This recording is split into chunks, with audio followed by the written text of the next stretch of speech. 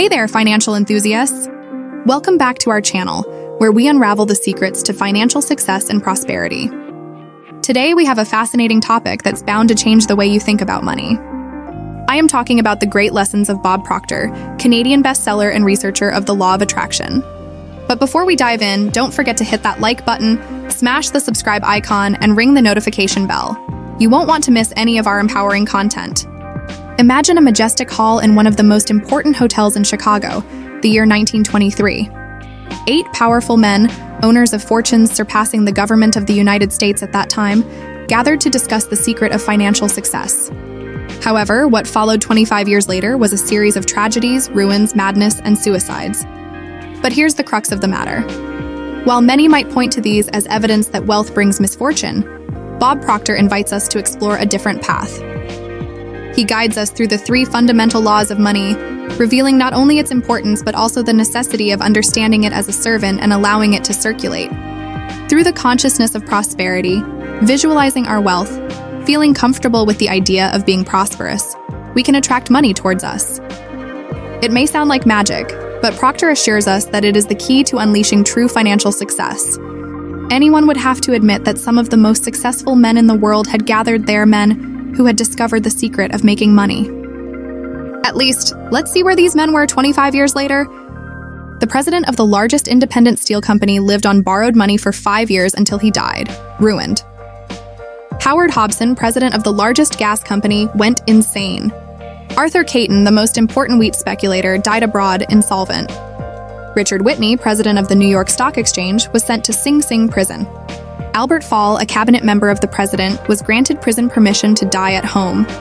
Jesse Livermore, a Wall Street shark, committed suicide. Ivar Kruger, director of the largest monopoly, also committed suicide.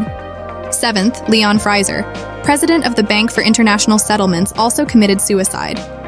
Each of these men learned the art of making money well, but it seems that none of them learned how to live the rich life they were entitled to by birth. Stories like these lead well-intentioned but ignorant people to claim, "See, I told you, it's not good to have a lot of money. It's bad." Or just to show that rich people are not really happy. But of course, this is not true because, although it may seem that these 8 men lost their way, there are many other rich people who are very happy and do a lot of good with their money. They live healthy and well-balanced lives. Consider this. Money will have a greater influence on your life than any other good you can think of. In fact, the sudden loss or gain of money will greatly affect your attitude. Therefore, you would agree that we should all have a deep understanding of what money is exactly and the laws that govern its attraction. However, it is very sad that hardly 1 in 10 people has it. 95% of people settle for whatever they get, always wishing for more from the day they are born until they die without realizing that they could have everything they desire. Allow me to digress for a moment during your journey through this book.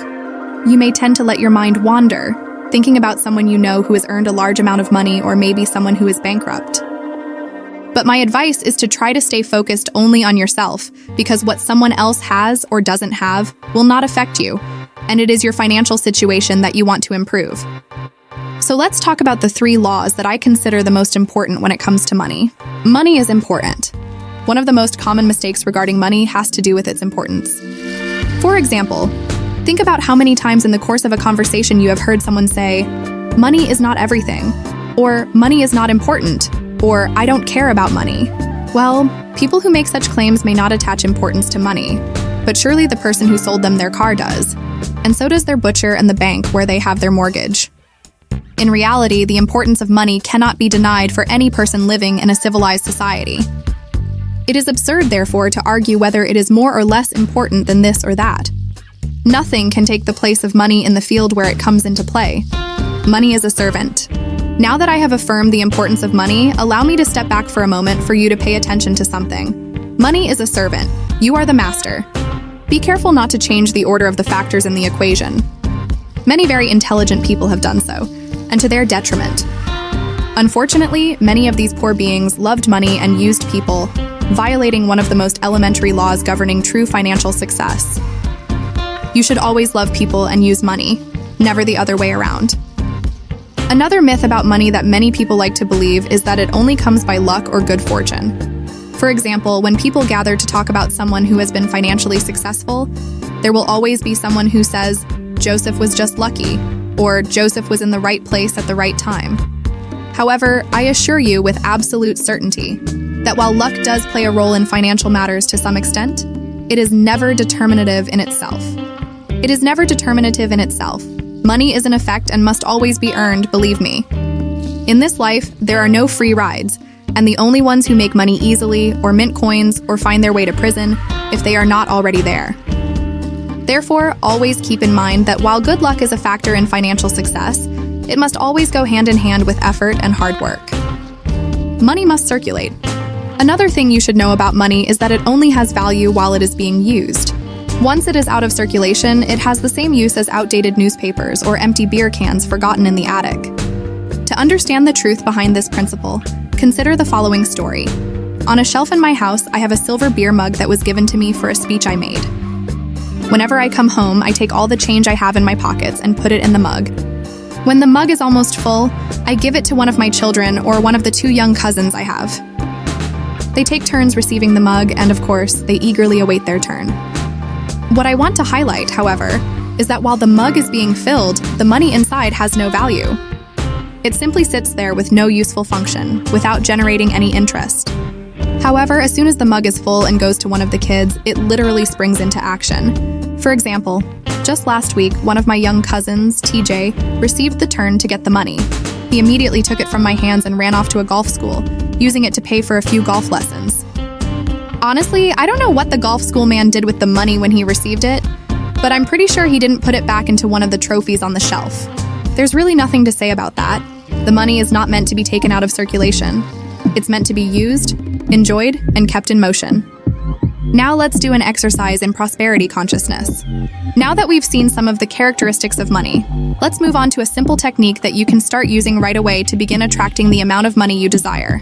The first thing I want you to do is to visualize yourself with your inner eye sitting in a room with a few of your friends. Imagine being so comfortable that you might even joke about it, telling your friends it was a joke. However, you must understand that wealthy people never feel uncomfortable when the topic of money comes up. And why not? You might wonder. The most obvious answer is that they have piles of money. But that's not the correct answer. It's necessary to understand that a person doesn't feel comfortable with money just because they have it. Instead, they have it because they feel comfortable with it. In other words, one reason wealthy people have money is that they have developed a state of consciousness that we will now refer to as prosperity consciousness. Therefore, according to this, if we want to attract money to ourselves, we must also nurture prosperity consciousness. The question you should be asking yourself now is, how do I develop my prosperity consciousness? Allow me to explain. The best way to develop prosperity consciousness is to start seeing yourself with your inner eye already in possession of the amount of money you desire. This is because, as our subconscious mind does not distinguish between the current financial position and mere visualization, you will soon become very comfortable with the idea of money. As a result, you will begin to attract it towards you. This may sound like a game, but I assure you it is one of the wisest things you can do. When you successfully convince your subconscious mind that you are rich and feel good about being rich, your subconscious mind will automatically seek ways to materialize your imaginary feelings of wealth.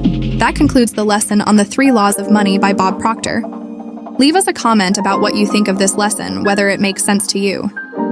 Don't forget to share the video with more people, and of course, subscribe for more valuable content every week. Thank you, and until the next video.